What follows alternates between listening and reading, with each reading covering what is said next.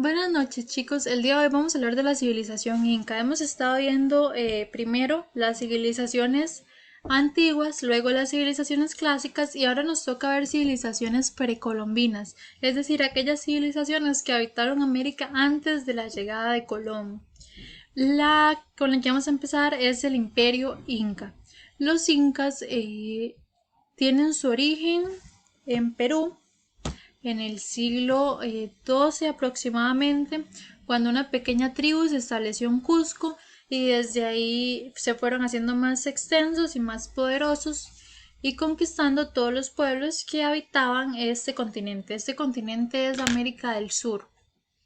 El señorío inca fue fundado por el legendario Manco Cápac, que a finales del siglo XIII le sucedieron sus hábiles guerreros Pachacutec y su sucesor Tupac Yupanqui, quienes apenas en 50 años construyeron lo que sería el imperio más grande de América. Fueron tan bien organizados que fácilmente lograron dominar a todos los pueblos que hallaban a su paso, transmitiendo su lengua, que es el quechua. Luego esta fue la lengua oficial de todo el imperio y llega hasta nuestros tiempos. En Perú hay quienes todavía, en Perú, y toda la ocupación inca, hay quienes todavía hablan quechua. Sus actividades económicas fueron la agricultura, el comercio, los metales, la caza y la pesca. Estaban geográficamente ubicados en lo que hoy en día es Perú. Empezaron principalmente en los Andes peruanos. Comprendieron 3 regiones, esta que vemos por acá, que es la costa, que es todo lo que llegaba al mar. También tuvieron su zona montañosa, que era, ellos ocuparon las zonas altas de los Andes. Y también tienen, el Amazonas tiene una parte en Perú. Entonces también los incas ocuparon la parte amazónica de Perú. Entonces también tienen su región selvática. Aparte de eso, Cusco fue su capital. Y en estas zonas o en el tipo de zona en la que se desarrolló hay cultivos que son especiales o específicos o que es más fácil sembrar ahí. Maíz, papa, coca y quinoa. La coca, cuando hablamos de la coca, es la hoja de coca, que era en aquel entonces también consumida por los indígenas incas, masticaban hoja de coca. Actualmente en Perú podemos conseguir hasta confites de coca y también es uno de los principales componentes de la cocaína o lo que se utiliza para cocinar la cocaína, la hoja de coca. En la organización social y política, los incas crearon un imperio muy extenso culturalmente o políticamente cultural extenso. El régimen era totalitario, pues el Estado intervenía en todo, aun en asuntos personales como el matrimonio. Se puede hablar de que era despótico y en cierto modo teocrático. Es decir, teocrático es que el centro o el poder absoluto lo tiene Dios o es la persona a la que Dios le heredó su reino en este caso. Hay descendientes y representantes de Dios o del dios Inca, que es Inti, el dios del sol, y ellos son los que están al mando de todo. Eran los jefes de estado y del orden sacerdotal. El mando se transmitía a hijos. Funcionarios de todos los niveles actuaban como jueces. Los casos más graves los juzgaban los administradores de más alto rango y los casos de menor importancia los funcionarios de menor o de categorías más bajas. Los castigos variaban no solo de acuerdo con el crimen, sino también de la razón por la cual se cometió. Al pronunciar una sentencia también se tomaba en cuenta la edad del criminal y un delincuente joven sin ningún tipo de antecedentes recibía un castigo más leve y el que ya había transgredido varias veces tenía una pena mayor.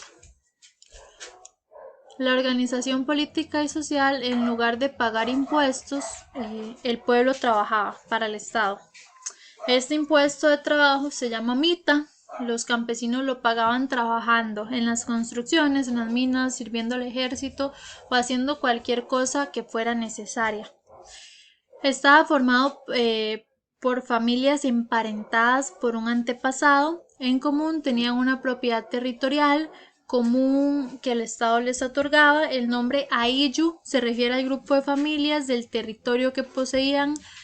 Los componentes de la Ayllu vivían todos juntos construyendo una aldea o bien un barrio dentro de una misma ciudad, y además estos Ayllus formaban un grupo al cual le vamos a llamar saya, y 2 o 3 sayas constituían una provincia que tenían su propia capital, y que al final las provincias formaban alguno de las 4 regiones de lo que sería el imperio inca. Entonces era así: la mita, que era la familia o mucha gente que venía con un mismo antecesor.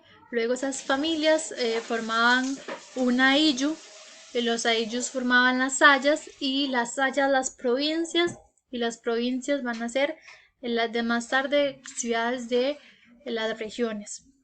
En la parte política tenemos al Inca, que es el rey, es un descendiente directo del dios Inti.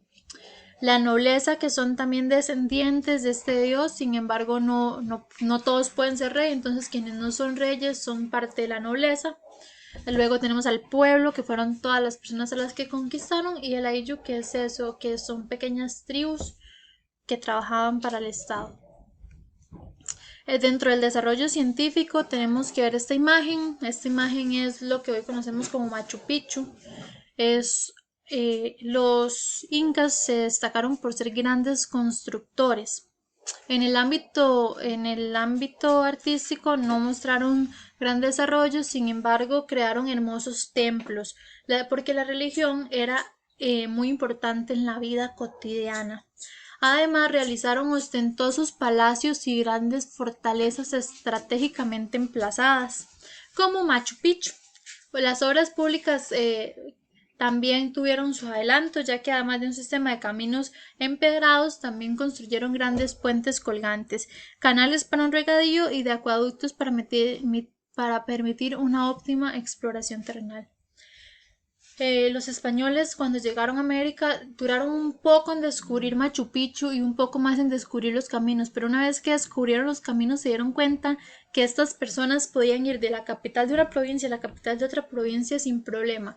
Es más, cuando lo descubrieron les facilitó la conquista muchísimo, porque anteriormente tenían que estar dentro de la selva y los Andes, que eran poco conocidos por los españoles, y ahora descubren que tienen caminos y que pueden ir por esos mismos caminos, que esos caminos son útiles para sus caballos. En América no tenían caballos, los caballos los traen los españoles, y bueno, los caminos eran perfectos para los caballos, y es así como les facilitaron muchísimo la conquista. Eso sería esta civilización. Se completa con el resumen y con el cuadro comparativo de todos estos pequeños aspectos.